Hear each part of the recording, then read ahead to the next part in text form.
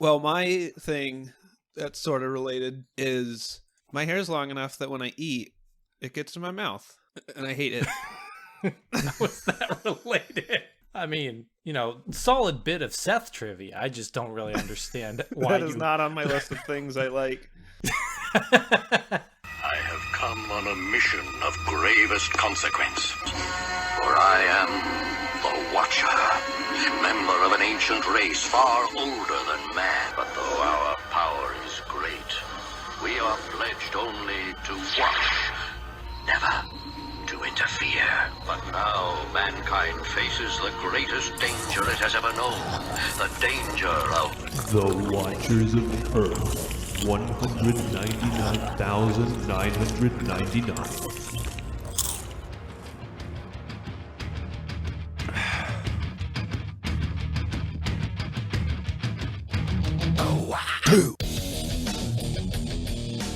Welcome to the Watchers of Earth 199,999. I am your host, Andrew, and fighting on the opposite side is my co-host, Seth. What up? Our third co-host, Joe, couldn't be here today because he's delivering a message to Seth that he is supposed to listen to after this podcast is over. To Seth Kampf. And our fourth co-host, Uatu, is here, but he is sworn only to watch and to never interfere.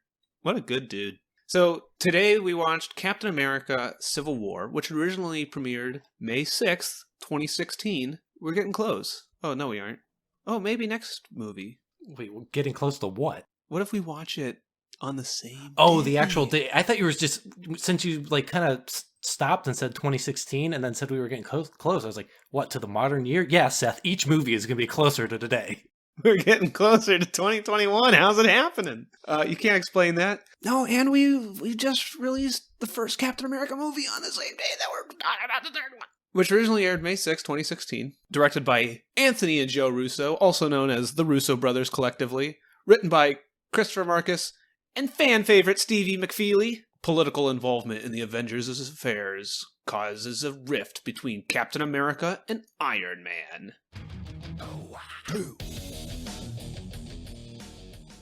Seth? So, Ann, do I ask you or do you ask me? Or do you just go by the seat of your pants? I just go by the seat of my pants. This time I wanted to ask you. Because if I know anything about you in the show, you don't like going by the seat of your pants. You like structure. I do like structure, but I don't. This is one of the few things I can change.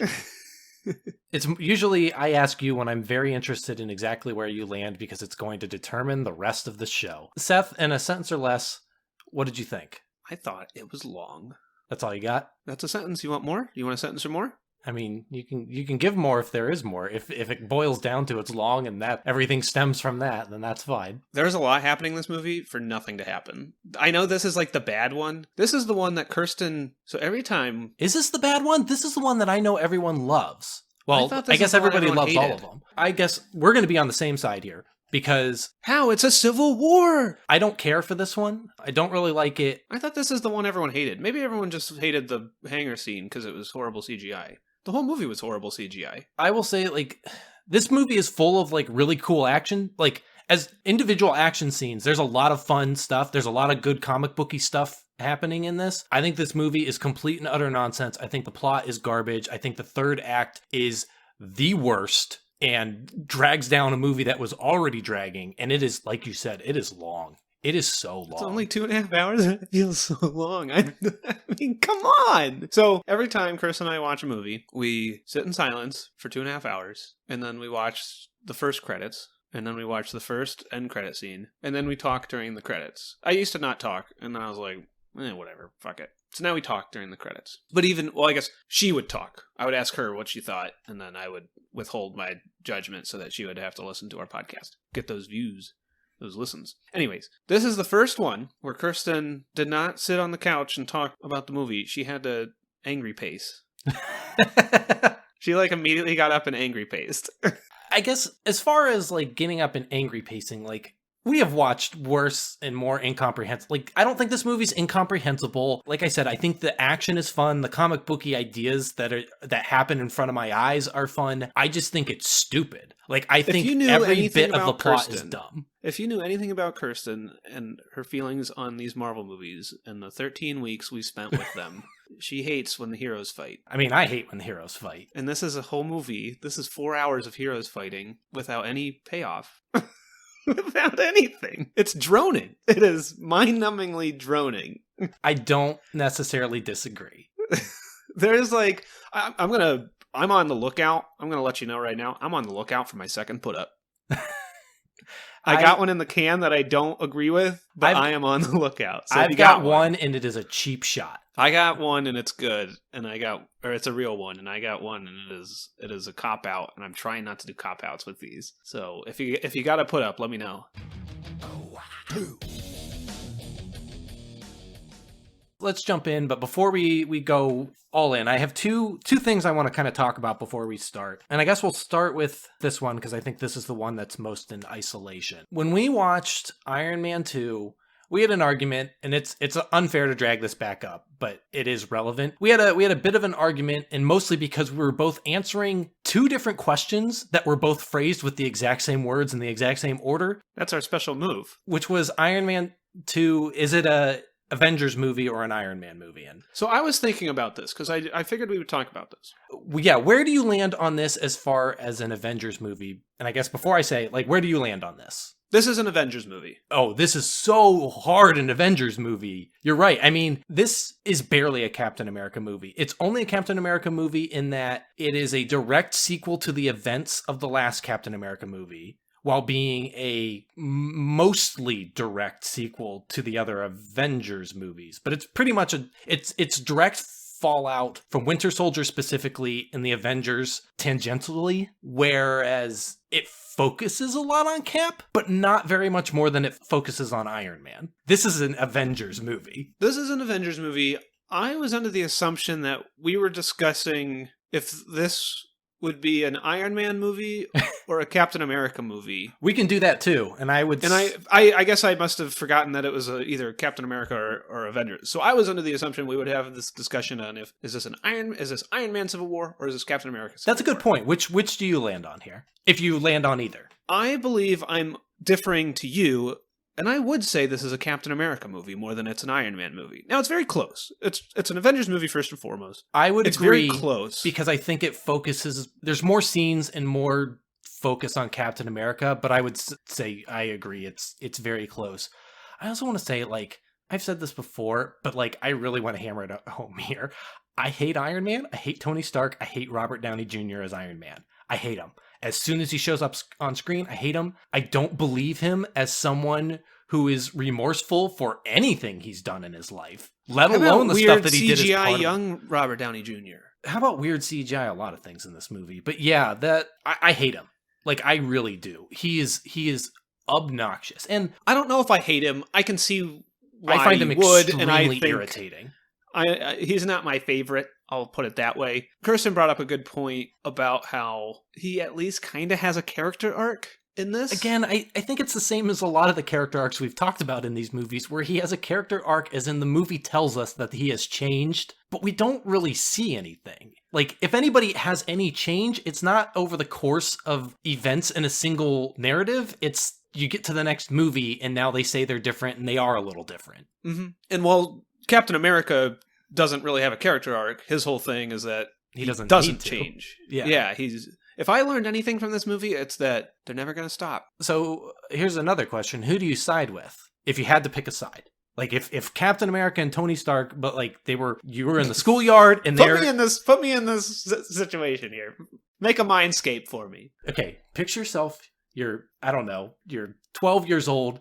Everybody else is 12 because that's how this is going to work. They're in the school playground and they're picking teams for dodgeball. And they're stating their cases because unlike normal team where the team captains pick everybody else, it's everybody else. Like, the team captains have to make their case and then you choose which team you want to join. Who do you side with? Captain America turns to you and he says, if we win this dodgeball game, then we can play other dodgeball games whenever we want. We can play dodgeball as soon as this game's over. And when they call recess, is over and we got to go back inside to math class, we can keep playing dodgeball. And Iron Man says, no, did you not see how last week everyone failed the geometry test? We got to go back to class. So we can do this game, but only when the teachers say that we can have recess. And then we go back inside, and if you raise your hand, you're allowed to take a potty break. But that's it. You got to learn. Who you siding with? That Iron Man analogy was really weak. I agree. But I will say... That's what happens when I have to make an argument off the cuff. Those weren't too bad, because I was sitting here. So, long story short, I think if I had to choose, I would choose Captain America. But when you were giving your stupid dodgeball analogy, I was like, ooh, Steve Rogers really got it going on. He knows what's up. And then you're like, Tony Stark's telling me about how I failed my math test. And I was like, I gotta know math. So, I don't know. I think... Yeah, tell me about it. I don't care.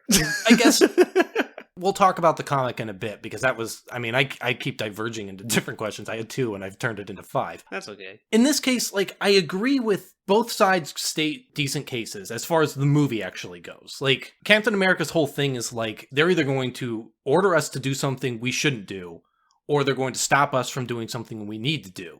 Yeah. And I'm like, I get that. I agree with that. On the other side, Iron Man is like, we can't just run around willy-nilly without, like, dealing with the fallout of our actions. Like, we are making huge choices. And also, like, Iron Man is guilty because he fucking directly caused several of these things. Although when General Ross is, like, showing the video of the different events, and he's like, here's what happened in New York. And it's like... The giant space worm?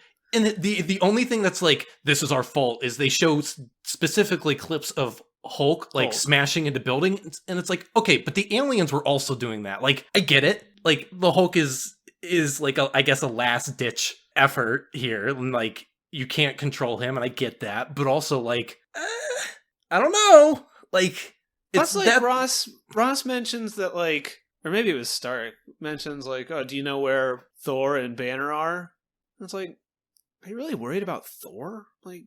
Well, and that's the other thing is he's like, I wouldn't just misplace a nuke or something like that. And I'm like, I don't know, Thor, like, he's not a U.S. citizen. He's not a citizen of Earth. Like, he's the same as the aliens. Like, how are we held responsible for what he does? Like, I don't know. It's puts it in the weird thing with the Avengers, especially because a lot of the stuff is S.H.I.E.L.D.'s fault, not the Avengers' fault. Yeah, to me it seemed like, I understand Iron Man's point, and I understand the idea of, like, hey, there has to be accountability and stuff like that. It's also a hard thing. I won't pretend to know the intricacies of the real world parallel here. When it's in comic books, and it's just like, hey, Earth was being invaded by giant space worms, but Hulk killed a person in a building, so we hate you. It's like, I don't know, this is a comic book. Like, good thing they're fighting in the abandoned building district. Yeah. You know what I mean? I like the idea of this story. And I like the idea of dealing with, like, that collateral and, like, hey, we can't just punch the bad guys and then go home and high five and stuff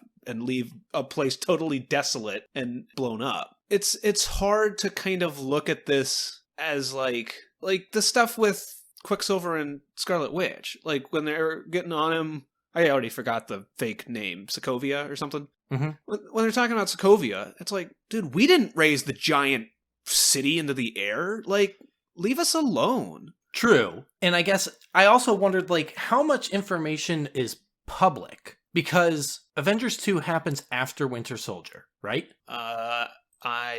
Yes. So the leak that Natasha did at the end of Winter Soldier does not include anything relevant to the Sokovia stuff. So how much information does the public know? Do they know that Tony Stark built Ultron and that all of this is, like, directly stems from him and his actions? Or do they believe that there was some kind of rogue AI or super, like, do they even know he's a robot? Do they just know that some supervillain lifted a city into the sky and dropped it? Like, what does everybody know? Yeah, like, what's everybody else, like, it's hard. And like you said, you wanted to talk about the comic a tiny bit, and we can go to that when you're ready. If you, it's going to be a separate discussion. And honestly, I don't know what I can bring to it since I forget, like, all of it, except for the main points. But, like, comparing it to the comic, which may or may not be fair since this is not the comic.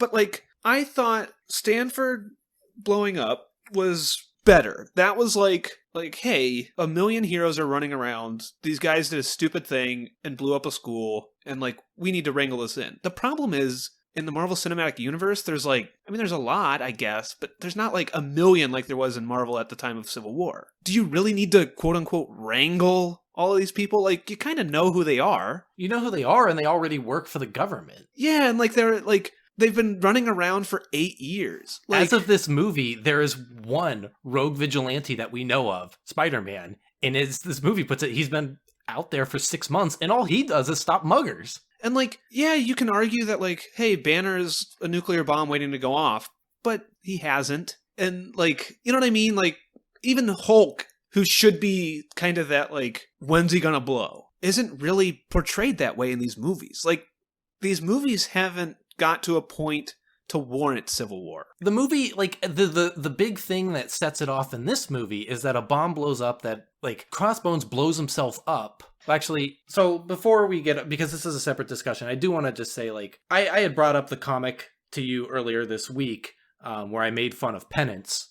And I was like, oh, I love Penance. I was surprised, and this is not to rag on you, but literally, like, I liked Civil War when it came out. I do not care for it now. I have not read it in a long time, but it was the first time that I grew tired of events and stuff, and the darks and edgy stuff, and Penance was literally, when I brought up Penance, and I brought up, because I knew we were doing this movie, and I saw Speedball somewhere, or maybe I heard the word Penance, I don't remember, something popped it into my brain, and I sent that to you, where I said, teenage superhero Speedball, who had the power to bounce around a whole lot, accidentally, inadvertently with his friends, blows up a bunch of children, and feels so bad that he puts on like a spiky armor suit that stabs him, and now his powers are filled by hate, pain. It's stupid and edgy and dumb. And I remember, like, that was the first moment in comics where I went, this is dumb. Gritty stuff is stupid.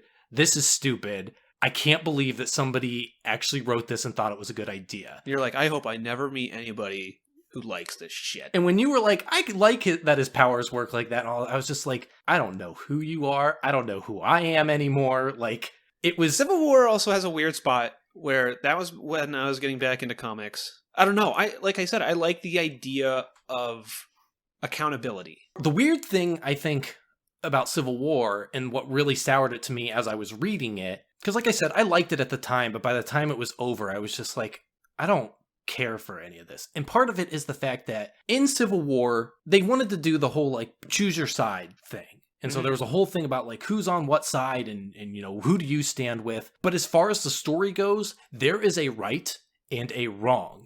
And the comic posits the wrong line in the sand. Like, the comic definitively says Captain America is right and Iron Man is wrong. And it goes hard enough to make sure that Iron Man is wrong that they basically turn Iron Man into a supervillain. Not necessarily in the pages of the actual event, but in every single tie-in book. It was like, he's hiring other supervillains, he's wiping people's minds, he's throwing people into the negative zone. I don't remember any of this, but that's awesome. He's doing like full-on supervillain bullshit.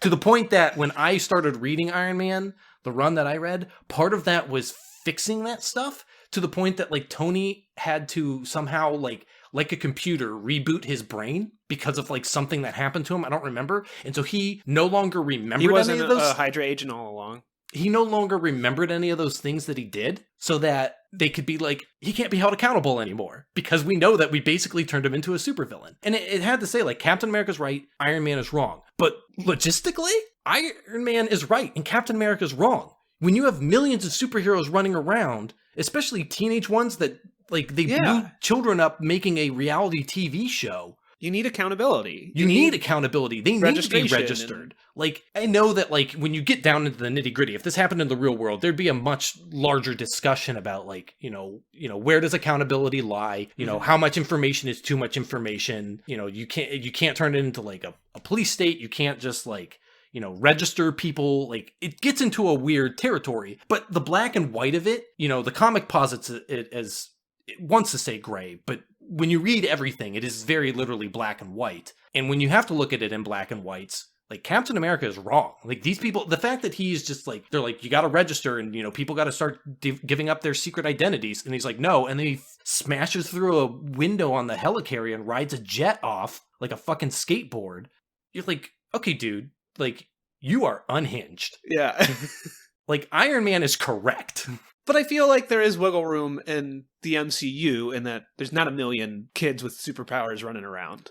Yeah, and I think in this, it doesn't make it like Captain America's opposed to the Sokovia Accords, but it also it comes down to, like, he's not actively fighting against, like, he does not agree with it, but he's not actively fighting against these laws. There's not like it's like he knows that, like, Bucky is being falsely accused for something and he's sticking up for his friend, which is not, like, great, but, like, there's logic and reasoning behind that. That's not just like, damn these laws. I'll never unmask myself, even though I did it in the middle of the giant battle in every battle we've ever been in. Well, because that was the other thing I was thinking of. And I don't know if they mentioned it in the movie or if I was just taking what I knew from the comics. But I was like, what's the government going to do? Like, they know who everybody is. Yeah, I guess in like, this... Ross is sitting here with everybody not in suits. And he's just like... It's less of a registration thing. It is more of a, like, there's no more vigilantism. Like, if you do vigilante work, you are illegal. Yeah. Whereas if you sign up with the Accords, then you are deployed to do stuff when we deem it necessary. Which is what Captain America was doing before he hated that.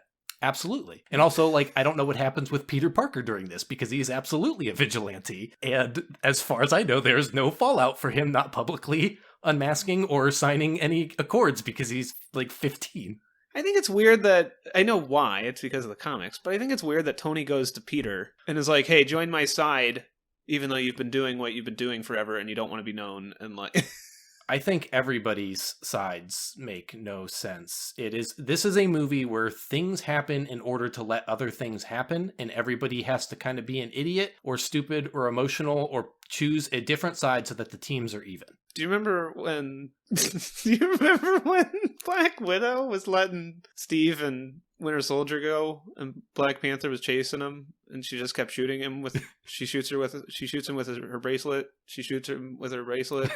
She shoots him with her bracelet, and then Tony's like, Chala's telling on you. He told General Ross what you did. Do you remember when they were forming their teams, and they say something about Banner, and then Natasha's like, do you really think he'd be on our side? And it's supposed to be like, you don't want him here, because who knows if he'll pick our side. And I'm like, he would absolutely pick your side. If anybody thinks that, like... yeah, he's like, fucking take us all out. He's like, I am a loose cannon. I should not be, like, absolutely keep me under lock and key. Do you remember when Scott Lang showed up and he gushed over Steve Rogers and then he turned to Wanda and was like, oh, but you're cool too. And I was like, dude, you were in this van with her for like, who knows how long? You didn't just meet her. He was unconscious. Remember, they had to kick him awake. Did they? Yeah. I don't remember that. Let's get into this. Do you remember when they fought fucking Crossbones at the beginning? Because that was like 4 hours ago, dude. This is such a long movie. I agree. So we open up with a... Do you remember when Anthony Mackie fucking Uzi'd some dude? I still think that's so weird. I agree. I mean, these Avengers are killers. I know, it's so weird. Like, I don't know. And this is jumping ahead too. Do you want to do your thing where you make me stop talking so you can say, this is where I put a thing? No, do your thing.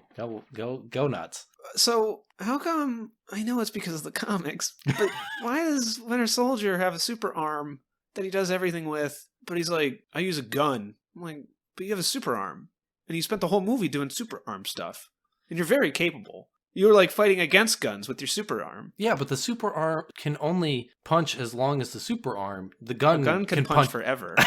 A gun punches farther away. I don't know. I know it's not unique to the Marvel Cinematic Universe. I think it's just there's some weird thing in my lizard brain. Okay, and I know the answer is there's a weird thing in your lizard brain, but also, like, how about during World War II, you're like, it's cool if Captain America has a gun, but it, like, due to that same logic, you'd be like, yeah, but he has the super shield. He has the super strength and the super shield. Why does he need a gun? He was a soldier.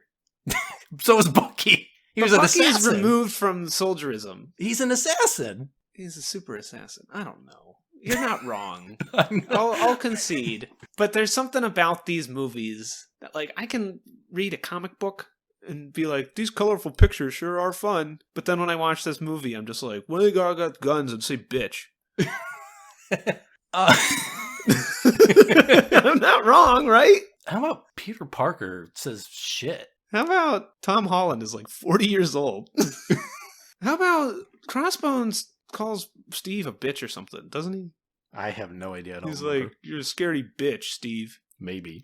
I don't know. I hate every time Robert Downey Jr. says a swear word because I'm too young. I don't know. Like you always say, you're like, these comics should be for children. And I know these movies are not for children. And like, you have to give some of it to be like, hey, the people who are watching Iron Man watched it 8 years ago. Grow up with your audience. I understand that. But there's also like something to me where I'm like, yeah, these should be like fun movies for kids. I agree. And then your star calls some kid a pussy.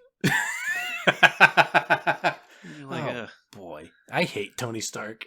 that is only one of his many sins. So we open up with actually a flashback thing to watching Bucky murder some people in a car, and then we cut to modern day. I guess it according what that is what it is. Okay, remember later when Is this just going to be a remember when episode? Remember when Tony was watching his parents die on TV, and Bucky was strangling his mom, and he looked super bored because he had to be like a stalwart. I am designed only for killing. And so he had no emotion, and he was just like, it looks so dumb. I don't know how to talk about it, because it's a visual thing. It's stupid. How about after he murders everybody, then he goes over to the camera and shoots it? And it's like, yeah, okay, well, why wouldn't he shoot the camera first? It's already got all the information, yo. And apparently that camera, like, I don't know how many security cameras, especially in 1991, also had audio. Usually they're video only. Plus but you needed the audio so that you could hear his dad say, Sergeant Barnes? How about when... As if it matters, because then he then walks up to the camera and sticks his whole face fucking in it. He stares at it and shoots it. Why wouldn't he shoot it first for being such a super assassin? Why wouldn't he take out all the cameras first? How about when he punches Tony's dad to death? It's fucking stupid. It is. He just is like, Sergeant Barnes, and then he gets punched in the face twice and dies. It's so dumb. It's so dumb. So in modern day, a year after the events of Avengers 2, according to you know Wikipedia, what I didn't like? Oh my god. No, Yeah, this is a culmination thing. This is okay. Then I'll let you talk. We'll get moving. But okay, we touched on Spider-Man a little bit, and this is my fault because I watched Spider-Man: Homecoming. So how dare you? My brain was like, wait, Spider-Man exists? Doesn't he? And I was trying to remember, like, is Spider-Man set in the past? No. Homecoming isn't an origin. Oh my god, that's why I loved it so much. But anyways, so I was trying to figure that out. But what I really hated was that the super end credits of Ant-Man has the scene with Anthony Mackie and Steve Rogers. That's in the middle of this movie. That's in the middle of this movie, and like kind of 2 hour edited mark. weird. Yeah. And I was like, wait a minute.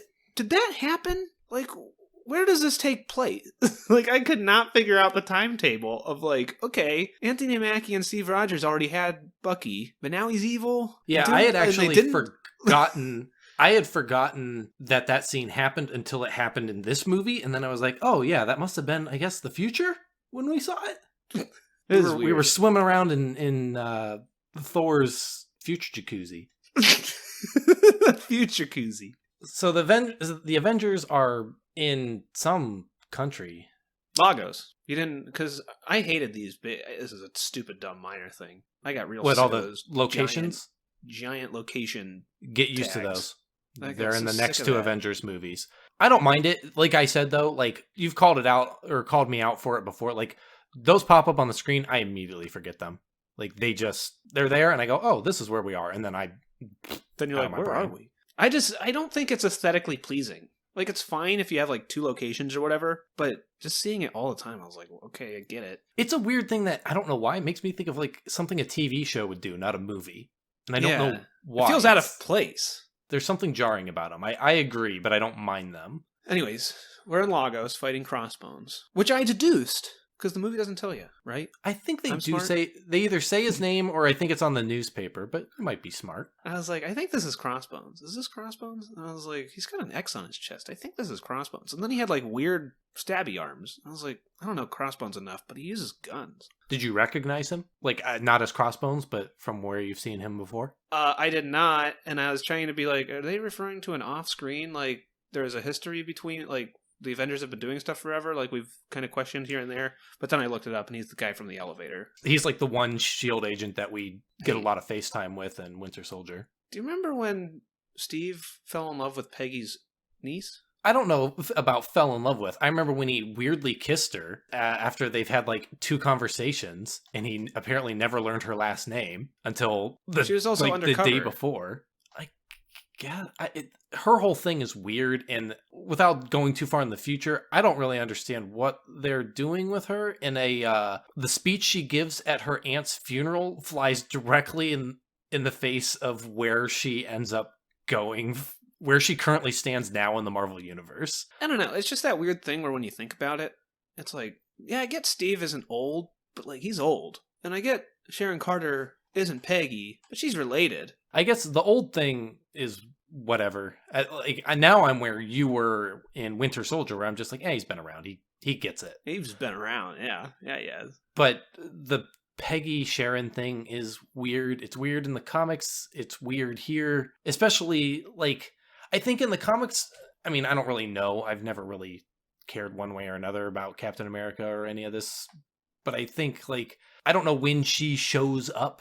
But I think there's enough, like, just general comic book history to just believe that everybody lives a long life full of multiple events over the course of many, many years. Whereas in this, it's like, these guys have been together 8... People 8. There is a timetable to these. And they've had, like, literally just, like, a handful of events. So the fact that, like, Steve woke up... He's been awake for, like, what? Like, 3 to 5 years now? 5 years. And I mean, it's weird. I guess I don't know. 5 years is a weird amount of time. Maybe that's... I think it's weird in general to date, like... A relative that you used to date? Yeah. Especially, like, a descendant. Like, yeah. Like, hey, I tried to get with your aunt. I loved your aunt. But you're, like, the next best thing, right? I mean, it'd be weird to go from, like, I don't know, like, a sister to a sister, or, like... Even a sister to a cousin, I feel like, is just kind of like, I don't know. Like, I know there's nothing inherently wrong with that. There's something about, like... Have, like, respect for the family, I guess. There's something about, like, an aunt to a niece. Part of it is, like, there's more of a division there, but part of that division I find not necessarily acceptable. Gap. It's not even, like, I guess the generation gap, but it's not even, like... It's not even acceptable. It's just like, I think a part of it that just like lets my brain go with it is the fact that it's so weird. Like it wouldn't, like it is because he's a man outside of time. And so like, while it may have only been 5 years for him, it's like literally decades of time between the events that it's like. I guess by generation gap, I mean like you said, the descendant. That's the kicker for me is just Steve being like, man, I really loved your aunt. But like. If I squint, you kind of look You're like ready, it. Right? You're good? Like, I can like you. You got the same last name. That's close. It feels dirty. Yeah, it's weird. But anyway. Anyway, I don't want to think about this anymore. Crossbones blows himself up, and this is... What? I don't know why that was so dumb. I don't know. Talking about Steve Rogers mooching on somebody and then just being like, anyways, Crossbones blows himself up. Don't we all wish we did? And then his nephew shows up and says, now I'm your mortal enemy. I'm like close enough, right? Can I blow myself up or is it too soon? He blows himself up, but Wanda puts She contains the blast and then like throws it upwards, but it blows up a building. And this is another thing where like, it's kind of a little bit of what I said in Iron Man 2, where like they wanted to do Demon in a Bottle, which is the storyline in the comics where Tony gets drunk. But they don't want to have Tony get drunk because that's bad. And so this falls into the same area where like everything has to be like, look at how it's perceived by the media, not like you guys actually did anything. Because they were there to stop a terrorist attack that they knew was about to happen. I guess according to Wikipedia, it looks like they were trying to stop a theft, but they were trying to stop theft. Yeah, I assume.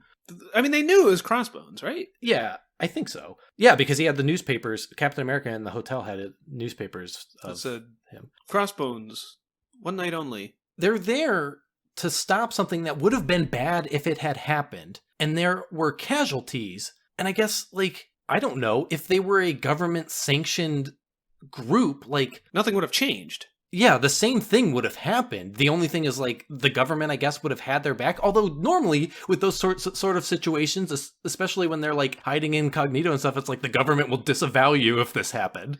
Well, like, like that's this is a why mission. The I'm- government says go, but if you are caught, we're going to say we had nothing to do with it. And this is kind of some of my position on siding with Captain America, where it's like, I don't think what they are doing is inherently bad. Yeah, Collateral sucks, and you can't just completely denounce everything. You kind of take, like what Steve was doing, you just got to keep learning from these situations. You just got to try and make them not happen as often. We did our job. We did what we were going to do. We can't sit there and say, yeah, who cares about these people that died in Collateral? But you need to move forward. You need to just get better at saving people and minimizing that collateral. Like you said, if they were government sanctioned, I mean, kind of in everything, nothing would have changed. And all of the things, when General Ross shows him the montage, I mean, all of those instances, like, if they were government sanctioned, I don't think anything really changes. The only one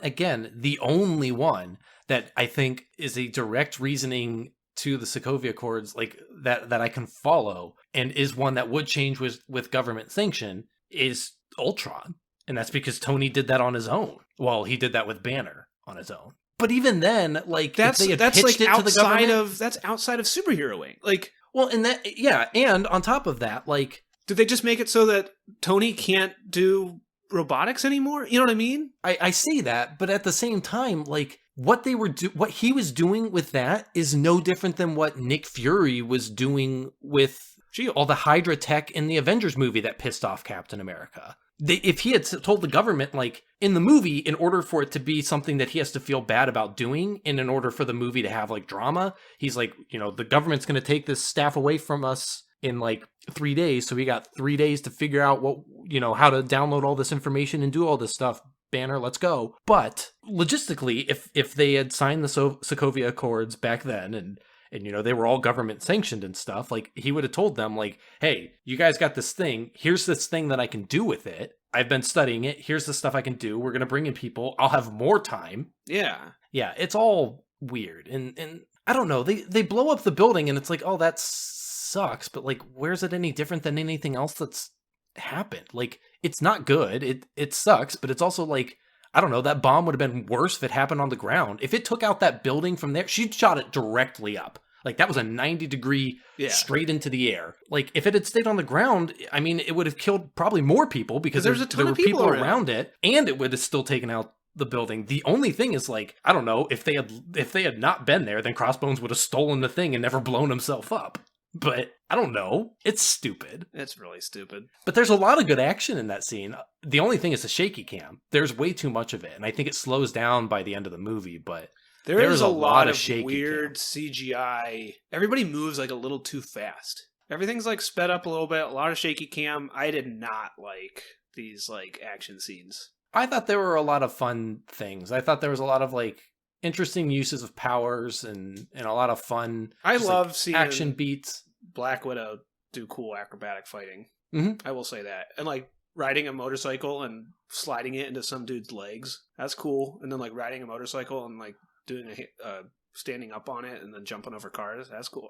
I don't know. I've said before, I think Black Widow is my favorite out of these movies.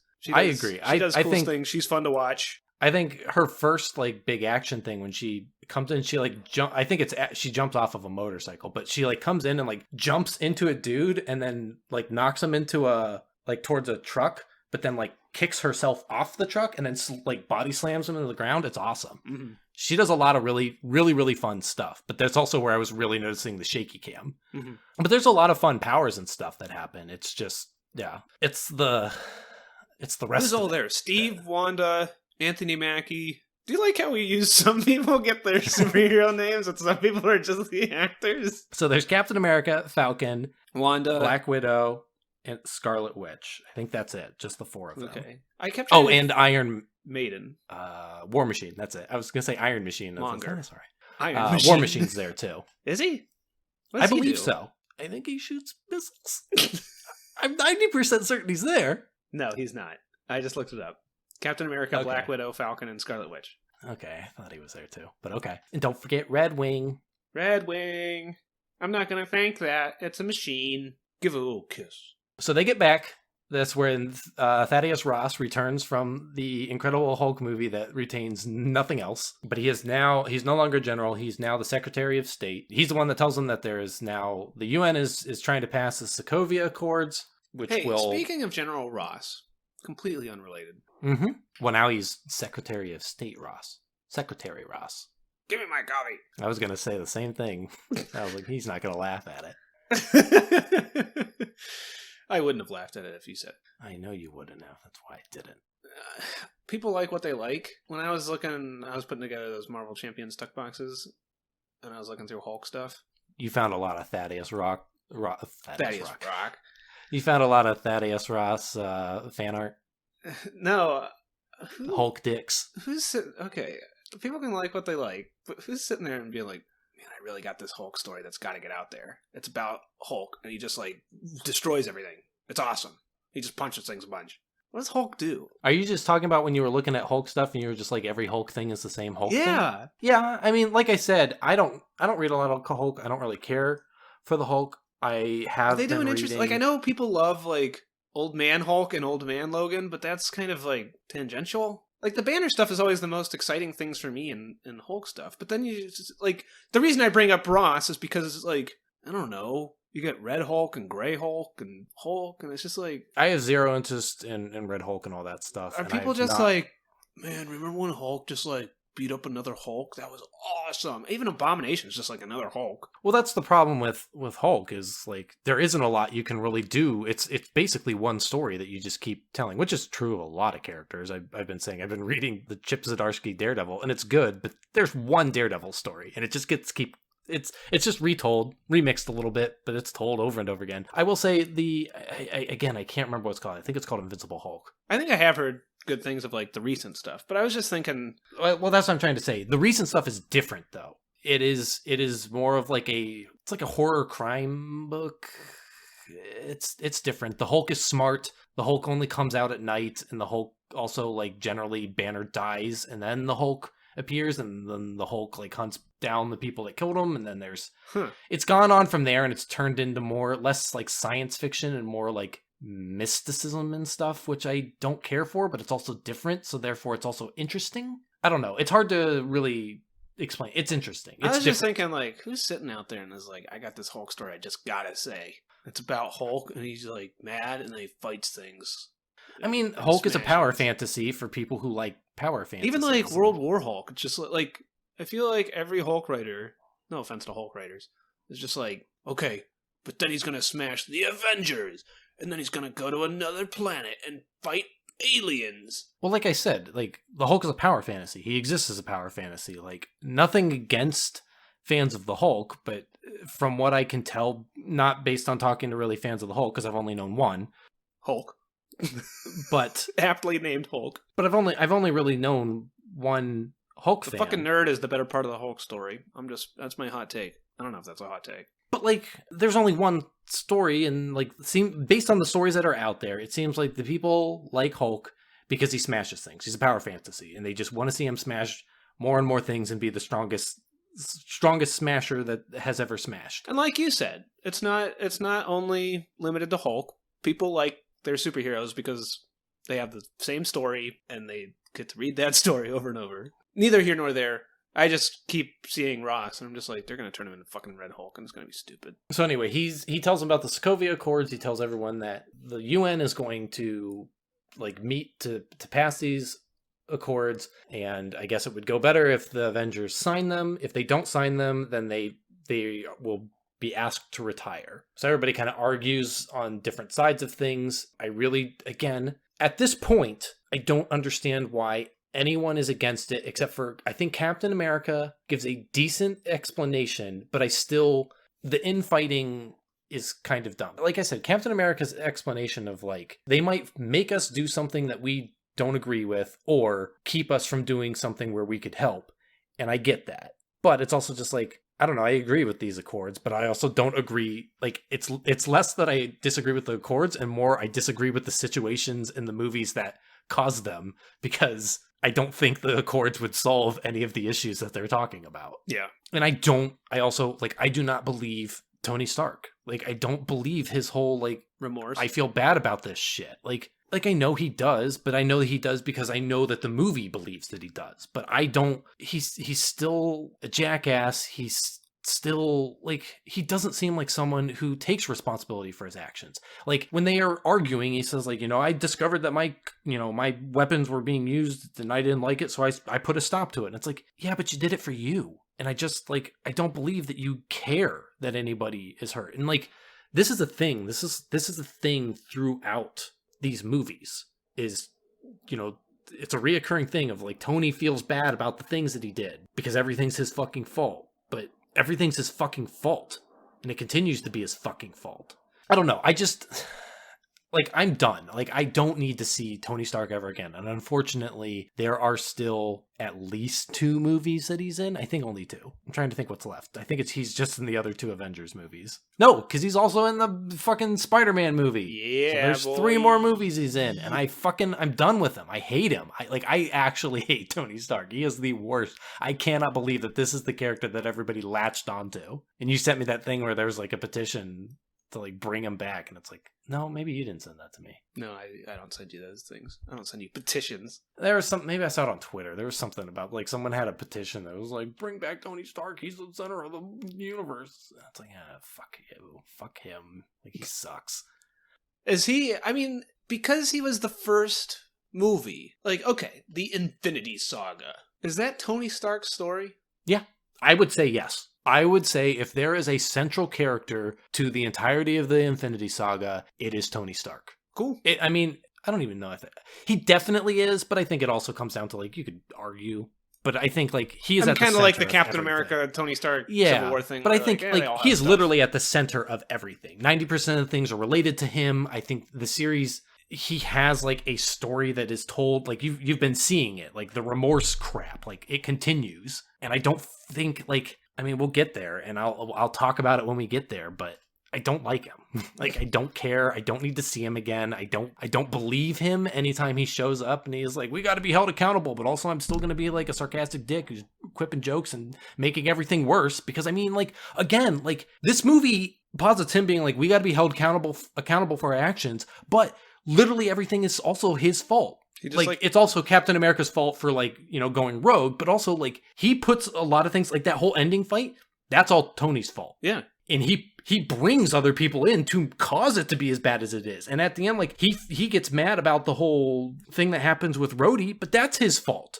Like, it's all his fault. And then the very end of the movie, when it's finally like, I'm on the up and up, and, like, I believe in you, and I'm no longer here to fight. And then he throws a tantrum at the end. And the whole fucking end of the movie is a big fucking temper tantrum. Mm-hmm. And I hate it. It sucks. It sucks so hard. It's so uninteresting. He's such a whiny baby. And, like, I get it. Like, emotions run high, and, like, these are circumstances that I can't relate to because my parents are alive and weren't murdered by my friend's best friend. But you are my best friend. Well, it would be like if Brett killed my parents.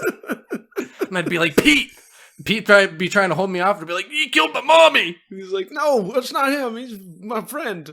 Well, anyway, we'll get there. So while the UN is meeting and Wakanda has sent their king and the king's son, and I assume other people, but they're the only ones who really see. People. We see one of, I can't remember the name of the guards. I don't remember what they're called. I can't think of them right now. Shiva, isn't it Shruti? Shamrock. Doesn't it start with an SH? I can't. I just can't. I can't anymore. I can't. Anyway, so Natasha is on the side of the Accords, which is pointed out by, I think, Steve, that this is the opposite side of when she told the U.S. government to go fuck themselves at the end of the Winter Soldier. But so that she can have that moment with Steve and be like, give him the out. Yeah, it's because they need someone to flip sides. And, like, I think a lot of these people, like, there's not a lot of reason for them to agree to any of it. Like, I don't think Hawkeye would agree. I think Hawkeye would be on Tony's side. I think, like, you could make a case that he wouldn't, but I think, like, out of anyone, like, he is, like we said in the Avengers movies, like, he's a soldier. He's just there to be a soldier. Like, yeah, he follows orders either way. He'd be on the side of the Accords. He doesn't give a shit. He's retired at that point, so what does he care? And same thing with, like, I was going to say Falcon, and then Anthony Mackie popped in my brain because you pointed it out that you call him that. But, like, same thing with the Falcon. Like, I don't know why, other than the fact that he needs to side with Steve so that the teams are even. I don't really know why he cares. He's just on Steve's side when the Winter Soldier stuff happens. But someone blows up the UN things. The Wakandan king dies, which causes his son, T'Challa, to vow vengeance. And there's security footage that shows that the bomber was Bucky. So T'Challa says he's going to kill him. Sharon Carter, for no reason whatsoever, other than the fact that she's been making doe eyes at Cap and he's been just kind of staring blankly back at her, decides to also, like, turn on the government. But whatever. She gives Steve a bunch of information to track down Bucky. They do. Bucky says, I'm not going to kill anyone, and then proceeds to kill 3 people.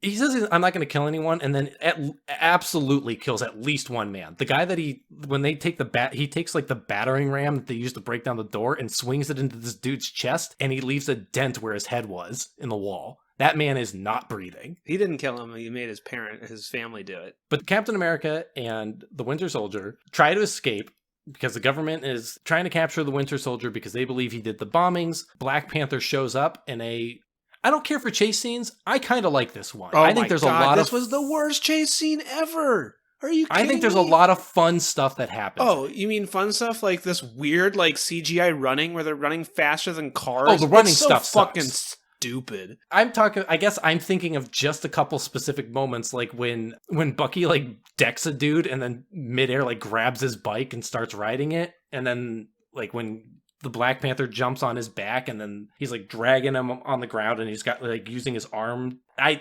think there's a lot of, like, fun, goofy, like, comic book nonsense that happens in this. And I don't care for chase scenes. And I'm sure if we watched it again, I'd be like, oh yeah, most of this sucks. I'm just remembering, like, a bunch of fun highlights. I mean, and then Black Panther, like, jumps on Steve's car, and then Steve, like, starts side-swiping other vehicles to knock him off. It's all dumb. I mean, as soon as you put me on blast, all I can think of is the like, 2 motorcycle bits I can remember, and the rest of it is, like, probably stuff where I was just like, yeah, this is whatever. Oh my god, the whole time when they're running faster than cars. I know we've seen that, but it's so dumb. It looks so stupid. Everyone's just running faster than cars. It's so dumb. The police catch up to them, and all 4 How of do them they run are so fast? all Why 4 do of they them even are ride motorcycles if they could just run faster than that? because they get tired. They get Motorcycle doesn't get tired. They get so tired. It's like the gun thing. A gun can punch further than a fist, and a motorcycle can run Faster without than getting a tired person. like your feet. I think if you watch it, you'd be like, yeah, this sucks. But you are remembering the one spot where it slowed down time, and you're like, man, look how cool Bucky looks getting on the motorcycle. He's gonna go vroom. Like I said, I like a lot of the action in this movie. I think there's, like, a lot of fun, like, things. But like I agree, the movie's long, and, like, none of this stuff is, like, great. It's all just, like, I remember a bunch of fun things happening throughout this entire movie. But I will tell you, I did not like this movie. I didn't find that. Like, I think, like I said, there's the Black Widow stuff with Crossbones. I didn't like anything in this car chase. I thought that was just stupid. There was a part in the 3rd act with the superhero fight that I was like, some of this stuff is cool. It'd be cooler if it wasn't superheroes fighting each other. Yeah, and I guess for me, it's like, I fully agree. I do not want to watch any superhero fight another superhero, but I think there's, like, a lot of fun things that happen in it. I think that fight has the most interesting things going on with it. It also goes on forever. But I didn't think anything outside of it was, I mean, I guess other than the Black Widow stuff. So they all get apprehended. The Winter Soldier, Captain America, Falcon, and Black Panther. I can't believe Black Panther doesn't have diplomatic immunity. I think he does. I think that's why he's, like, they don't take any of his shit. They take Captain America and Falcon's But he doesn't stuff. wear his suit until he gets it back. I'm sure they just gave it to, because they also, like, I guess everybody walks back into that Avengers ready room together. No one other than Bucky is actually, like, arrested or like fully apprehended and, like, restrained. Everyone else is just like, they're like, you don't get your bird suit back and you don't get your shield back. Poo poo on you. And I assume T'Challa, they were just like, dude, stop.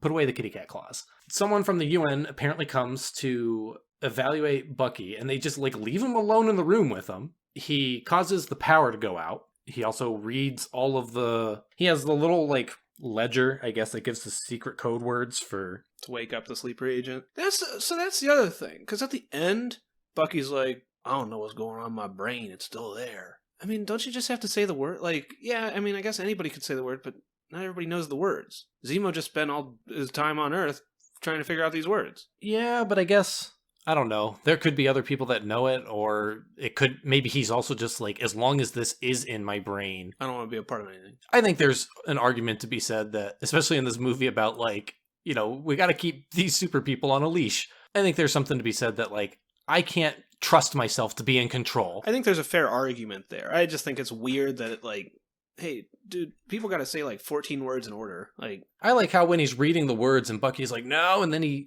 I was like, I guess he's restrained. I was like, I don't know, scream. Like, do something other than just like listen to him and... Yeah, what if you know that's what he's saying? You know that's what he's saying, but can you like scream it out? Like, I don't know, you're in this tube, so he's got to be kind of muffled. Like, I don't know, keep shouting over him. Like, when he breaks his arms free, I don't know, like, uncover your plug ears. your ears. Yeah. Like, I don't know if it would stop him, but like, I would assume like that's better than just like being like, hey, knock it off. And then he just like keeps punching. Isn't that stupid fridge logic with sleeper agents? Like, if you know someone's saying your code words, you could just be like, I'm not listening to you, I'm not listening.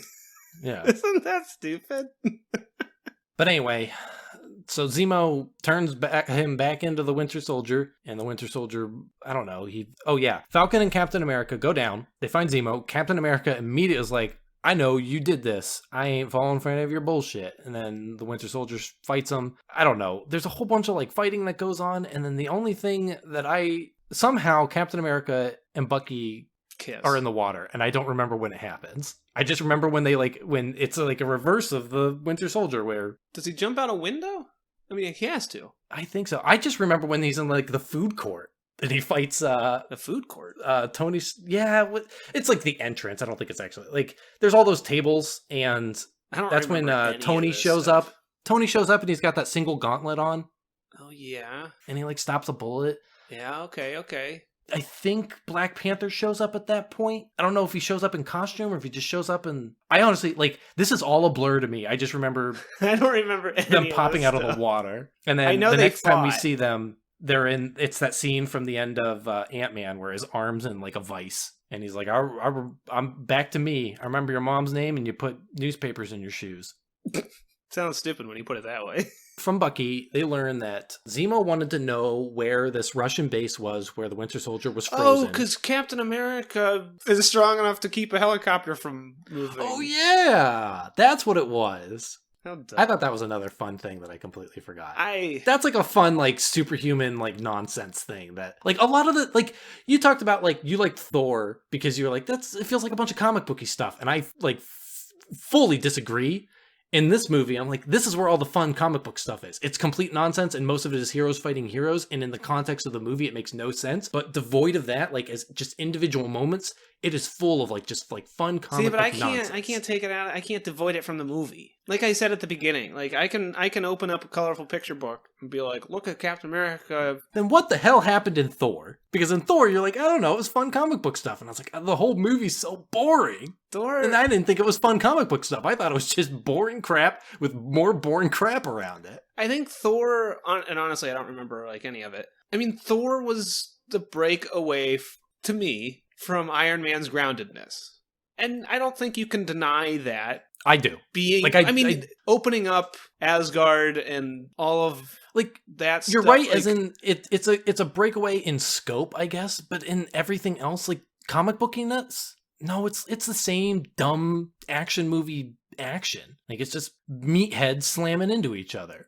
And at least in this, I saw a bunch of superpowers and super suits and a million different, like, wild, crazy comic booky things happening all at once. Like, a dude grabs a helicopter that's lifting off and then grabs the ground and pulls the helicopter back towards the landing pad and it blows up. It's awesome. And I guess to me, like, I mean, as I've been saying, and we've, I think, started saying it every episode, is that, like, I look at this as, like, one long thing. And I'm just like, Captain America's strong, but I guess I don't know when he's done keeping a helicopter from taking off moment. You know what I mean? Like, this is definitely far stronger than we have been led to believe. Although, I guess at the beginning of the movie, I guess this is also within the same movie, but he kicks a truck. Right. And that seemed a little weird, but I don't know, there's something about the truck and the helicopter, like the helicopter was, maybe it was because it was a pivotal He was moment. frozen in ice, and if we learned anything about being frozen in ice, it makes you stronger. It's his strong caveman arms. But I don't know, like these are so grounded anymore to me that... See, I feel the opposite. I feel like these are definitely grounded, but I feel like each movie is getting less grounded. Like, there's just so much, like, I don't know. I can't... These are not comic books. They're comic book movies. And because they are more grounded than the comic book counterparts, because we've had 13 movies of kind of setting up this world and things like that, and watching Captain America do certain things and watching other heroes do certain things, it just... You sit there and you're like, oh, like, this is so comic booky. Like, this is fun comic book stuff. And I'm like, yeah, if I read this in a comic book, I'd be like, yeah, this is fun. To be fair, if Captain America grabbed a helicopter with his bare hands in a comic book, I would not believe that was within his power set. So, like, I don't know. For me, you can find it a fun scene, and like you said, like you've removed it from the movie, and you're like, just as like a thing that happened, like that's cool. Watching a guy keep a helicopter from taking off is a cool thing. I agree, but in the movie, in the series, it feels very similar. I'm wondering how far these can go before this breaks you, because like I said, each movie starts to get more and more out there, and maybe when we get more into the cosmic stuff, it'll start to like blend together more for me. I guess that's true, is like it doesn't really, and that's what helped me with Thor, was that, hey, it opened it sounds like it doesn't have to be like, it has to make sense for the character, it just has to make sense for the universe. And so like once we get to Thanos and like aliens, your brain just like shuts off that part that says it's grounded and anybody can do anything if it's insane. I mean, it vaguely reminds me of the argument where people are like, I mean, in comics or anything, like I think of it with Superman, where people complain about something with Superman not making sense, and then the rebuttal is, yeah, I hate when my movie about an alien Superman isn't grounded, and like it's a stupid argument, because it's like stories need to have some rules, and the helicopter just broke a rule to me, and so I look at it and I'm like, isolated? Yeah, it's probably a cool thing. Not isolated. It's just like, this is stupid. From a meta standpoint, I think this is just like, they've now got a feel for where the audience will allow them to go. And so before, it's like, we have to keep everything grounded because... This is not the same Steve that was in the first Avenger. There's never been anything really like these movies. There's been superhero movies, but never like to this degree. Mm-hmm. And so like, they played it safe. And then as they realized, like, if we slap Marvel at the beginning, like, people accept almost anything. So this is just like the natural progression of like, people will start to accept just like wilder and wilder things. So we're going to start going in that direction. But like, I don't disagree with you. It's just like, for me, it's a fun thing. Like, I thought that was cool. I thought the part of the chase, which I just equated to the entire chase, but I guarantee I agree with you. If you sat me in front of that chase scene again, I'd be like, this is so long and so boring. But there is a bit where Bucky steals a motorcycle off of a dude driving it, and then he like grinds his arm on the ground, and there's a whole bunch of like flipping around on crap. That there's a lot of like stupid fun for me. See, and you always, and not that it's a bad thing, you always go into these little like piecemeal things where you're like, man, there's like this like 30-second scene that's really cool, and I'm just like, that was stupid. That was so dumb in the context of the movie. I mean, if you say that, like the entire movie, like I said, this movie is stupid. None of it makes sense. Every piece of it is dumb on top of dumb. You just take what you can, whereas I just sit there stewing. So Bucky reveals that Zemo wanted to know where the Russian base was, where they kept the Winter Soldier frozen between missions. And he reveals that there's more than one Winter Soldier. I think there's 5 total. Zemo wanted to know where they were. Each of these soldiers are just as strong, if not stronger, than Bucky. And so if Zemo gets control of them, like, he'll be unstoppable. I think Bucky says, like, they could topple an entire government in a day. And they wouldn't even see it coming. Steve realizes, like, we need to go stop Zemo before he gets these soldiers. So they need to form a team because they don't believe that they could tell Tony, because Tony wouldn't believe them. And also the Accords probably wouldn't let them go do it, which again is stupid, but it needs to happen for the movie to happen. So they decide to recruit other people. And the final teams are... Steve's team ends up being Steve, Falcon, Winter Soldier, Scarlet Witch, which I'll get to, Hawkeye, and Ant-Man. Am I missing anybody? That's everybody. Scarlet Witch is being held basically in house arrest for stupid reasons. Because again, if anyone is going to side with the Sokovia Accords, I think it would be Scarlet Witch more than literally anybody else on that. Yeah, because In the entire cast. When it happened, it felt like she felt remorse, and it was believable. Well, even like the Sokovia stuff, like it happened to her home. Yeah. She was already anti-Avengers before all this happened, and then like she changed sides, but like I think she, out of anybody, is someone who would be like, yes, the Avengers do need to be put in check. I need to be put in check. Yeah. Because she feels remorse for like the whole thing that sets this off is the bomb that blows up because she threw, well, it doesn't blow up because she threw it. Like it blew up where it did because of what she did. Yeah. Although I would argue that what she did is better than just letting it blow off where it was. And it was just like, you know, you have to take your shot. She could have probably moved it away from the building though. Probably, but like in that moment. No, I agree. I mean, I actually really kind of hated when Clint goes to pick her up. I like that they get like a little bit where he kind of gives her a incredibly truncated like speech, kind of like he did in Avengers, where it's like, okay, you know, it's one of those things like in isolation, if you're going to send someone to go get her, he's the one to go because he's the one that has some kind of rapport with her. And so like, again, in isolation of literally everything else, that's a good little like character thing that happened there. But I also don't understand why Clint cares about any of this stuff. He shouldn't. Yeah. He shouldn't, but he's there because they want to. He needs to be on the opposite side because they want Natasha to be there because she's the one that would make sense to flip sides because she's also shown in this movie and in Winter Soldier to legitimately, out of anyone, probably be Steve's friend. Clint is there so that they can have a fight against the two of them and they can have that fun thing where they're like, we're still friends, right? We're just fighting because this is like a thing. But I just don't get like a Mario Clint's Kart motivation, and I think I agree with you that Wanda would be on Tony's side. Absolutely. And I can understand, like, I don't know, she has this weird flip-floppiness to her in this house arrest stuff where she's just kind of like chilling at the mansion or whatever, the Avengers area. Until she wants to go to the store. And then she wants to go, and then Vision's like, no, you're under house arrest. And she's like, whoa, whoa, whoa, whoa, whoa.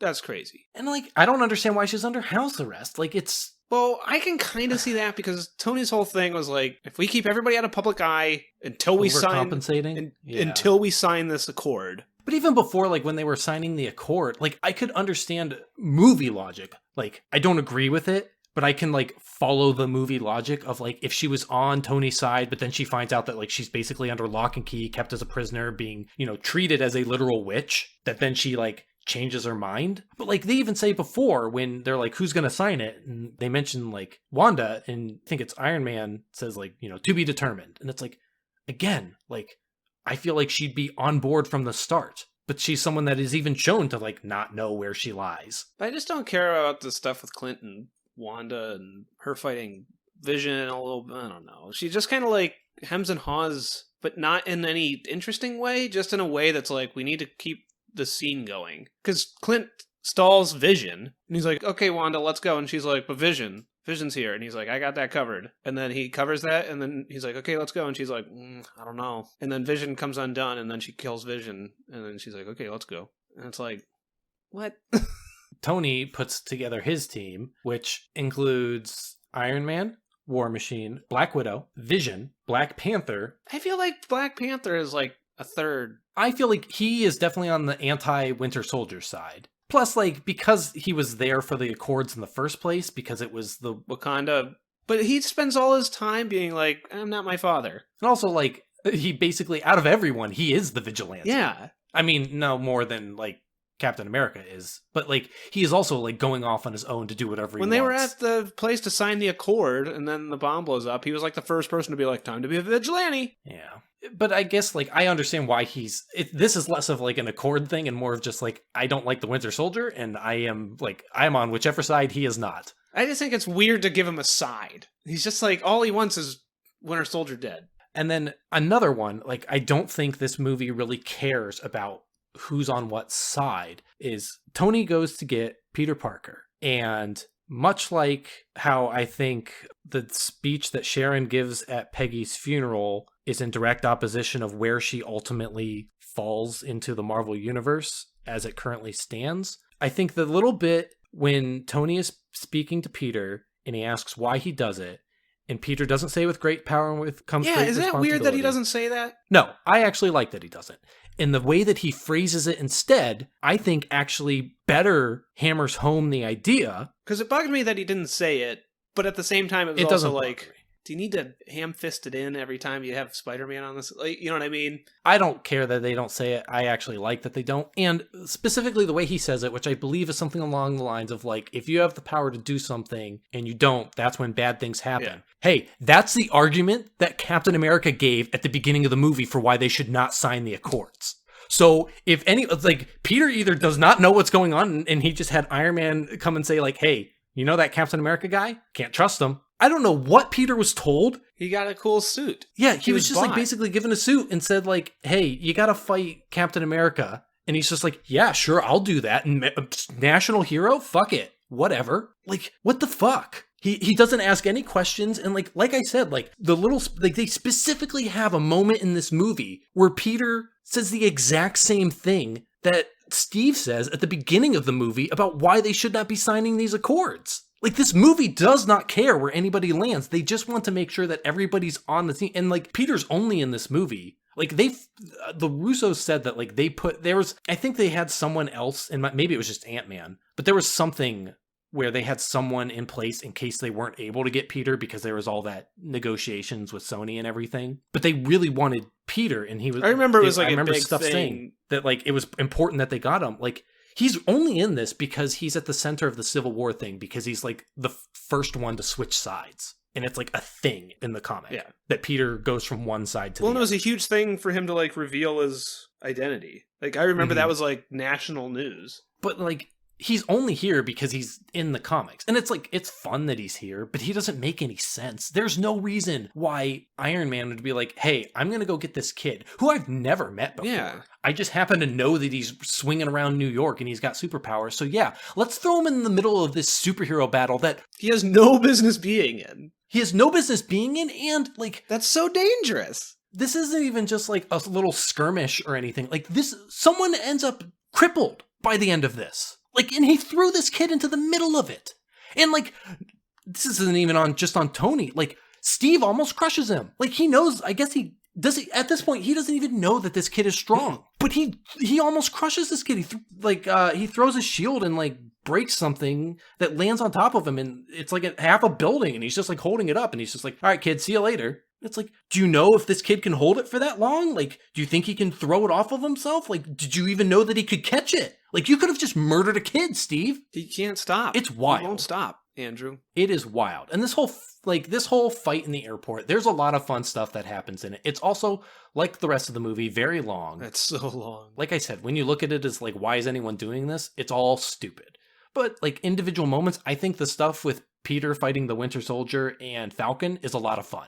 Because you get to see, like, for his first appearance in these movies, you get to see a lot of his powers on display. He gets to do it. It's not just him, like, punching. Like, Iron Man is always just shooting lasers at things. And Captain America is just, like, swinging his shield around. But he gets to do, he's shooting webs, he's spinning around, he shows off his strength by catching the Winter Soldier's fist. I will say that This is the most comic booky these movies have gotten, and I think while this is long and drawn out and it gets old fast, I think this is where you can say that there's like a lot of fun comic book stuff. I think especially with Spider-Man, I think especially with Ant-Man. This is the first time that I believe that Clint Barton is actually a useful superhero. He's still just a dude with a bow, but like this is the first time I felt like he looked actually competent as opposed to just like a skilled soldier who was there. I think it's because I think he used his arrows effectively as opposed to just like shooting off screen like we've seen him all the other times. This time we got to see him. He uses it as a distraction for Tony, for Scarlet Witch to do stuff. He uses it to launch Ant-Man at Tony. Does a lot of stuff towards Tony. But I think that's the big thing, whereas in all the other ones, it's just like, I can shoot arrows so well. I always hit the target. And it's like, okay, great. And then, like, I mean, rightfully so. Writers don't really know what to do with him. And so they're just like, just have him shoot off screen. Also, how about when Ant-Man at the end when Ant-Man, well, not at the end, because this is actually probably at the middle, because there's the whole scene where he needs to grow big. But when Ant-Man comes up to Captain America and he goes, here, throw this And then at this. yeah. But he gives Captain America, a guy known for throwing a disc at things with impeccable accuracy. He gives him the little Car. truck, and then he goes, I'm going to throw this disc. You throw the truck at the disc, and I guess this is just going to work out great for both of us.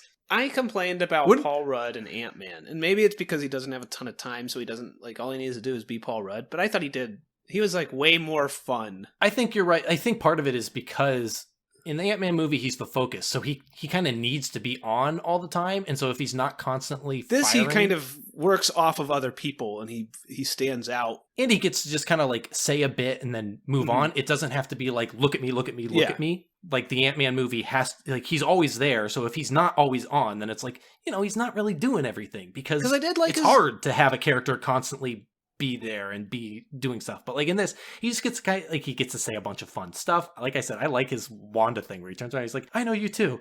You're great. Well, I think that's fun. I think it's fun when he fights, like, Black Widow, and he's just like, I'm gonna beat you up. And she's like, I really don't think so. And then he gets beat up. It was good. It was fun to see him grow big.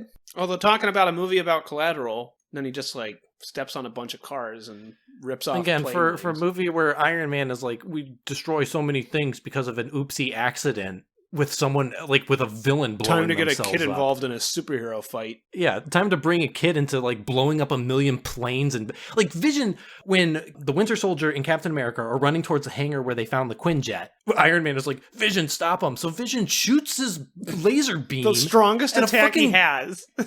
at a fucking tower, and it comes crashing down in front of the hangar. It's like, dude, you could have done literally anything else. It's so dumb. It's, like, completely at odds with the meaning.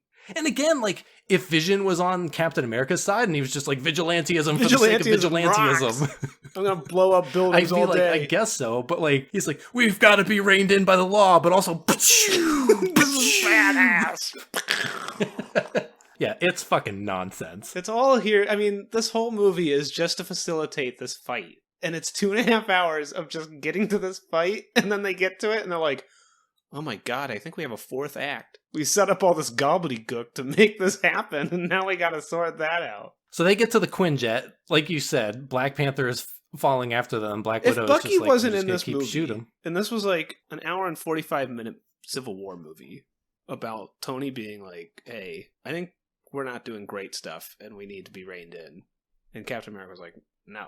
And then they fought, and then Steve gave Tony his flip phone. Would that be a better movie? You know what? It's hard to say, but I think I would say no, because I think this movie survives on all the, like I said, all the fun bits that happen. If you're cutting out a lot of just like, I don't know, I don't think making the movie shorter makes it better, because I think in the end it just makes it a shorter version with less of the interesting stuff. That's fair. Not that to say that the Winter Soldier's, but I feel like you'd have to find a different reason for everybody to fight. I mean, which it's would still be even superheroes. stupid. I mean, I don't think you need a different it would be reason. even dumber. Well, if you take out the Winter Soldier, what are they fighting for? Well, Captain America says vigilantism wrong, because in this movie he's not saying vigilante, like he is sort of, but right, he's saying like, that this all the Winter whole Soldier's fight my friend. happens because of the Winter Soldier, and he wants to protect his friend. Yeah, I guess like I And- said at the beginning, it doesn't work in the MCU. So they get on the Quinjet and they go fly into Russia to get to this base. Zemo's whole plan is fucking stupid, but because Zemo's whole plan is a stupid Xanatos gambit, he specifically puts it in a position where it is revealed that he was covering for someone, and they find all the information to prove that, so that they now know that Steve was correct and that it all is a big hullabaloo. Tony tells Ross this, and he's like, I need to go do this, like send people over there. And Ross is like, I'm not gonna fucking listen to you. Which, okay, after the stunt they pulled at the airport, I kind of agree with Ross. On the other side, Ross, you were just given information. You need to act on it. Like, this is not the time for a pissing contest. And they also, like, they send all these superheroes to the raft, where they're apparently the only prisoners. And then later, Zemo does not go there. But the guy with the arrows, he does. It's got to.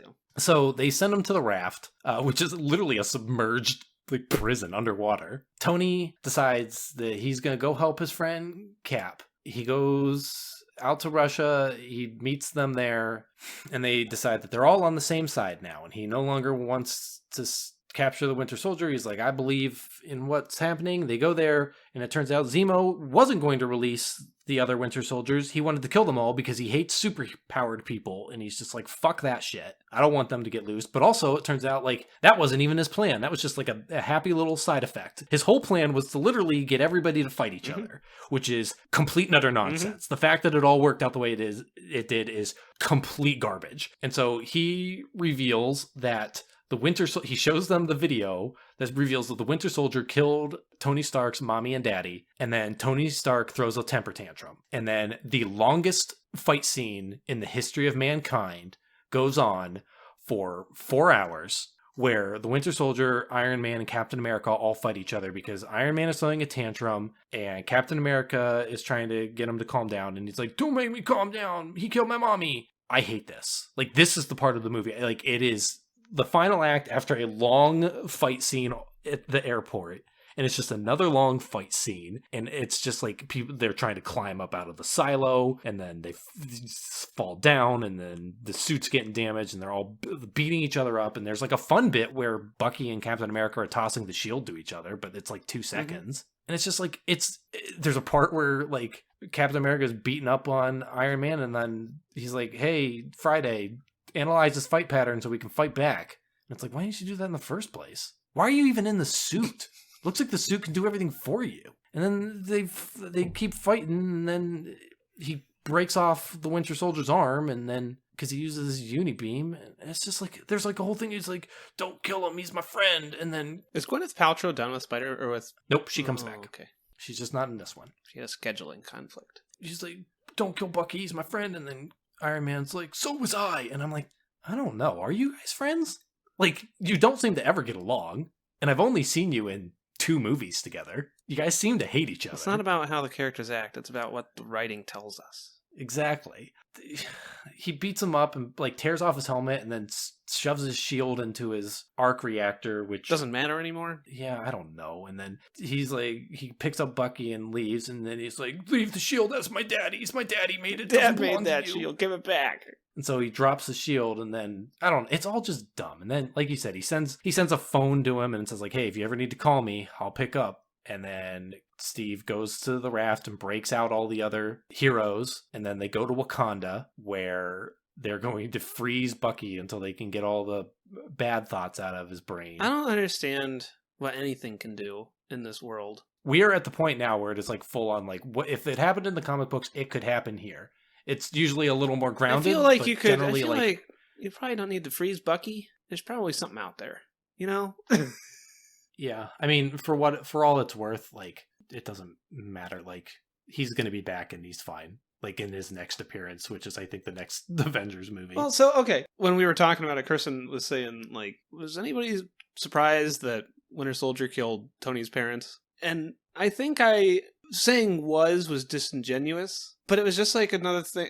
Like a lot of these quote-unquote reveals in these movies, I just don't care. Like, it was surprising to me because I just didn't think about it. Like, I just didn't care. So here's the thing. This movie's long. So when I watched it the first time, when they do the thing at the beginning with his parents, with the, like, CGI crap, I was like, okay, that's, like, his parents are probably going to be important at some point. Because why else bother showing this? Especially because it's like an expensive CGI thing, and it doesn't seem to be important to anything. I was like, it's probably going to come into play. Then so much happens in the movie, I never thought about it again. If you had if I had read the Wikipedia summary, and I saw it explained that scene happened, and then just a paragraph or 2 later, I probably would have been like, okay, that car scene at the beginning, it's probably related to his parents. But by then, I forgot all that stuff happened. Don't we learn about? We see Bucky blow up the car, and then Crossbones happens, and then after Crossbones, Tony's like, my parents died in a car accident. Like, you don't learn it. Like, you can put those pieces together. Yeah, but I think, like I said, I think a lot of this just kind of spaced apart, that it doesn't... It's not immediately recognizable. Yeah, I didn't connect those pieces because I forgot they happened until the movie brought them back in again.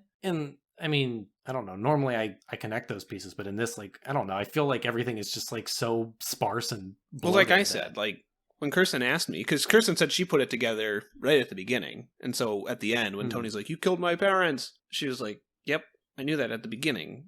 And she asked me, and I was like, I mean, I guess I didn't know that, but I didn't think about it. I just didn't care. I didn't care who was in the car. Yeah, when the reveal happens, when I saw this the first time, when that reveal happened, I was just like, That's stupid. Like, it's the interconnectivity of all of this that I just don't care for. And just the reveal is stupid, and the fact that Tony, like, it's all there so that Tony can throw a big stupid tantrum. It's all stupid, so like you, I don't care, but I also was just like annoyed that it was a thing. Like, it's a dumb reveal. Like, the only reveal that I think is a good reveal in this, and it's not even like great, I just think it's like an interesting thing in a different movie. Zola.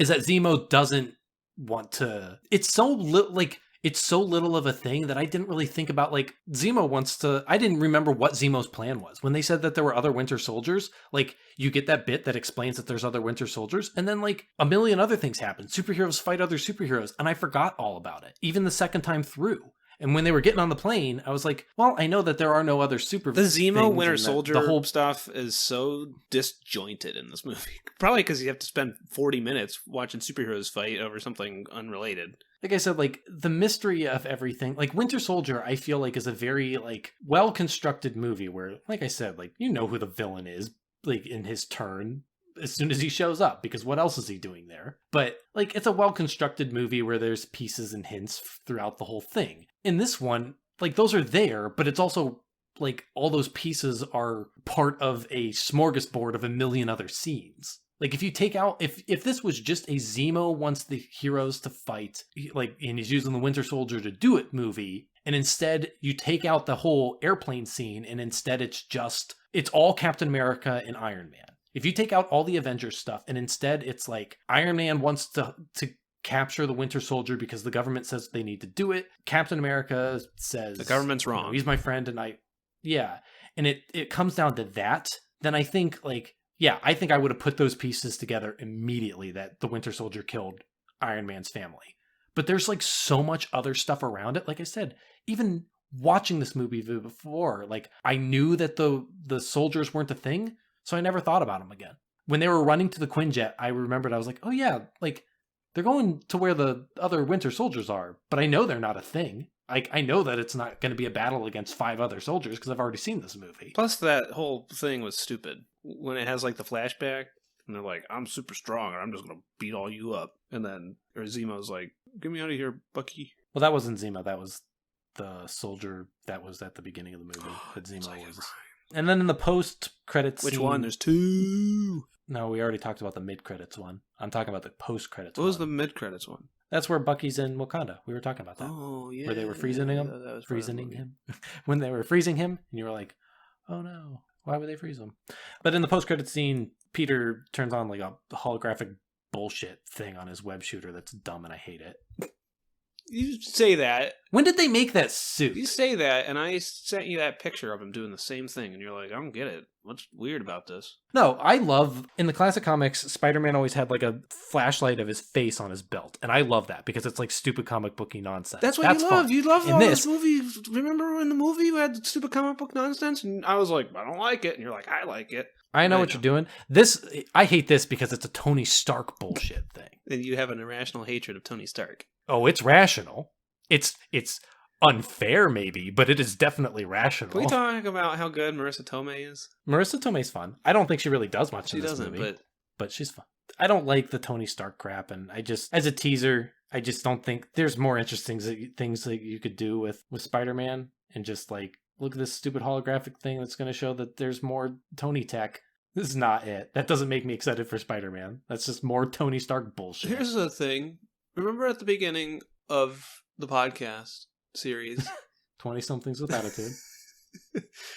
Episode 1 of Power Rangers. I said, hey, I don't like how it says this person will appear and stuff in the Avengers. Yep. I don't like it still. I thought you were going to change your mind. No, here's the wicked web I weave. So I thought that was stupid. I think it could be fun, and I could have warmed up to it, but I don't like how it just says, like, Spider-Man will return. It should say Spider-Man will return in Spider-Man Homecoming, like it did when I complained. They didn't have a title for it. Yeah, I don't care about that. I'm just talking about what I saw.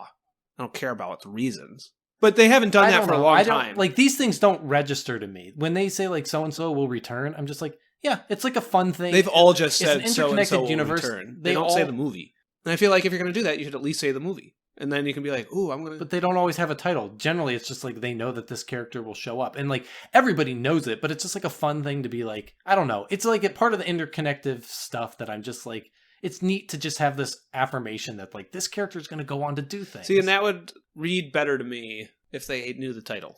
That's all I'm saying. Iron Man will return in Iron Man 2. Iron Man will return in Iron Man 3. Yeah.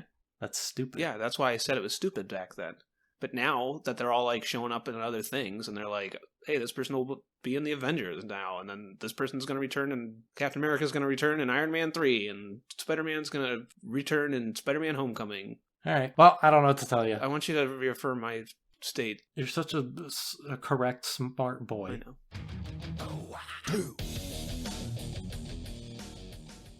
So, Seth, give me 2 put-ups and a put-down. Okay, my first put-up is going to be Scotty Lang. I think he has the most consistent... Granted, he had, like, I don't know, 10 minutes of screen time? He did more than that. But I think all his screen time I thought was fun. Especially when he grew big. That was like a fun... The word of the day has been comic booky, and that was what I felt was the most comic booky. My second put-up is you did give it to me. I will say Spider-Man in the fight did fun stuff, and I think he was like a good first appearance of Spider-Man. My put down is going to be that goddamn car chase where they were running and you were like, but Winter Soldier jumps on a motorcycle and it's cool. And I was like, but to get to that point, they had to like run super, super fast and super dumb. My first put up is going to be the Spider-Man stuff. I think is a lot of fun. I think there's a lot of fun powers on the display. You know, I really didn't want to do the same put ups as you, but like, there's not really, what am I going to put up when the Winter Soldier scrapes his arm on the ground while riding a bike? Well, you talked about it. My interim put up was going to be the end credits, but not as a joke. I think they do a really good job at like the first half end credits when they do the everybody's After name Effects stuff. And I feel like yeah, every movie I've seen those, and I'm like, that's interesting. That's cool. That's a fun way to do it. And like this with the shadows and stuff, I thought was fun, but I thought that was a little bit of a cop out. My second put up is going to be that they finally made Hawkeye seem useful. I think there's a lot of fun, like I said, fun comic booky stuff in that fight. And honestly, like my second put up should be Ant-Man, but to just be a little different from you. Like I think it was the first time where I was like, Hawkeye feels like he belongs here, because I finally feel like this is a comic book world where I'm able to leave my brain behind a bit. Whereas in like Avengers, like the whole time I was just like, why are you here? What, like everybody else is super. It felt too grounded, whereas in this, it just started to feel silly enough that I was just like, yeah, a guy with a bow, like, he's doing things, and he feels like he's accomplishing stuff, and he feels like someone who could be there just like Black Widow is. So I'll give him points there. My put down is that every single motivation in this movie is stupid. Not existent even. The reason for everybody fighting is stupid. Iron Man's tantrum at the end is stupid. Baron Zemo's plan is fine in isolation, but the way that it all like plays out and how it plays out exactly how he needed it to is stupid. And where everybody falls on the teams, like nobody should be on the teams they're on. Well, not nobody, but like most of those people, like we said, Scarlet Witch should be on Iron Man's team. Peter Parker specifically gives a speech in this movie as to why he should be on the opposite team that he's on, but he also shouldn't be there at all. Hawkeye should probably be on Iron Man's team. Black Widow should probably be on Captain America's team. It's all nonsense and stupid, and it's a frustrating movie to sit through, especially because it's from the same guys that made The Winter Soldier, and The Winter Soldier, I think, is a solid, well-constructed movie, and this is not. This is just a bloated mess, but it's a fun mess. Where do you put this in your rankings of every Marvel movie ever? So I was struggling with this one, and I think I have it on the bottom half. I would rather watch this over Iron Man 2, and I would rather watch The Incredible Hulk over this. That you're at. I know that like these movies just like leave your brain after they're over, but I cannot believe that you would ever want to watch Incredible Hulk. Was so bad, and listening back on the episode, I think you hated that movie. You hated that movie so much that you burned the episode while we were talking about it, because it's so bad. I think back on it as a guilty pleasure, so bad it's good. And we said the exact opposite as we were watching it. Like, we specifically said it is not so bad it's good. It's just so bad it's boring. I remember him doing stupid stuff at the Humvee. I remember, like you, and the car chase. I just remember that Humvee. The car chase, though, is just like one scene where I'm just like, I conflate the whole thing to a specific moment that I liked. You're taking an entire 2-hour movie. Here's the thing.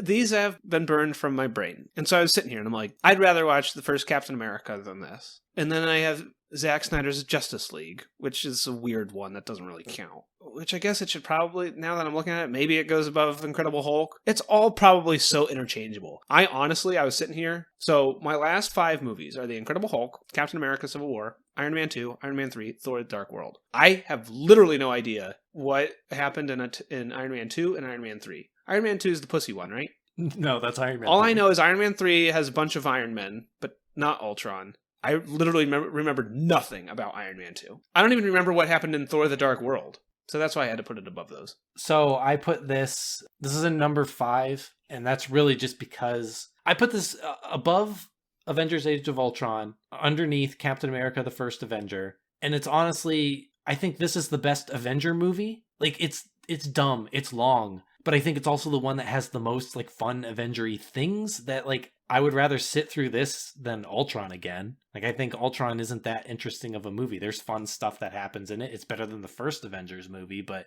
I feel like this is the same, like, Age of Ultron isn't good, but it's more entertaining than Avengers 1. Captain America Civil War isn't good. It's more entertaining than Age of Ultron. But as far as, like, the Captain America movies go, it's the worst of the 3, and it's fine. Like, I'd watch it again. It's too long to really watch it again, but I think there's like a lot of fun stuff to watch in there. I would also like to point out, you kind of mentioned some bad CGI. While Spider-Man is the best part of that fight, anytime that outside of his individual fight scenes, he looks horrible. And I think it's because he is completely rendered in CGI because they edited him out for commercials because they didn't want to reveal that he was in the movie. Like, people knew, but they didn't want to reveal it in trailers and stuff, so he was edited out of like when they're all standing together and running at each other. He looks horrible. He does not look like he's there. He looks so weird. It looks like a video game through that whole thing. And then for your other tally, I don't know if there are any slow motion circle pans. Are you kidding me? Remember when Winter Soldier jumped on the motorcycle? Was that a slow motion circle pan?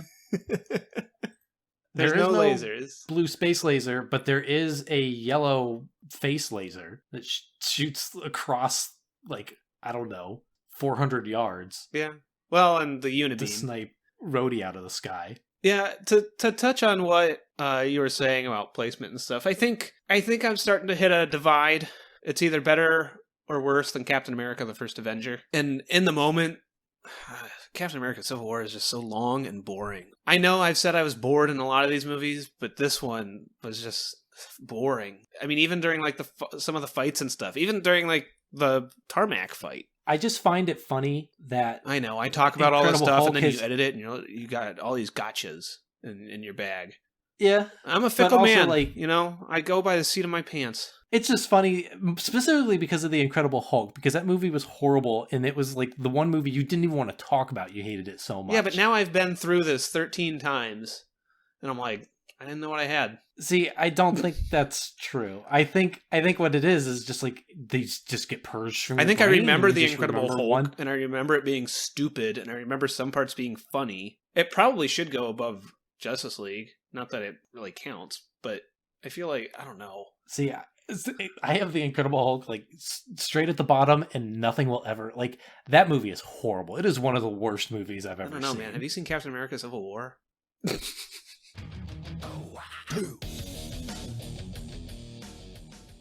Thanks for hanging out with us. If you like this, tell a friend. If you didn't, then lie to a friend. Check us out on Twitter at SoHowAbout. You can find me on Twitter at SethKumpf. You can find Andrew on Twitter at TessuDownist. And subscribe to us on YouTube at SoHowAbout. And join us next time when we do this once more with Interference.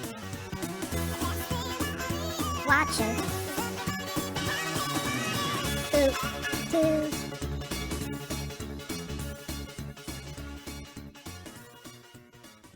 Seth, now that the mics are off. Well, Andrew, I'm glad you asked. We're going to be watching Dr. Sleep. Wait, hold on. Do we need to watch all the crap? All what crap? Do we need to watch Agents of S.H.I.E.L.D.? Should we have watched that 3 years ago? I really don't think it matters. All 400 episodes of Agents of S.H.I.E.L.D.? There's nothing important that happens in Agents of S.H.I.E.L.D. What about Agent Carter or Inhumans or Jessica Jones or The Defenders?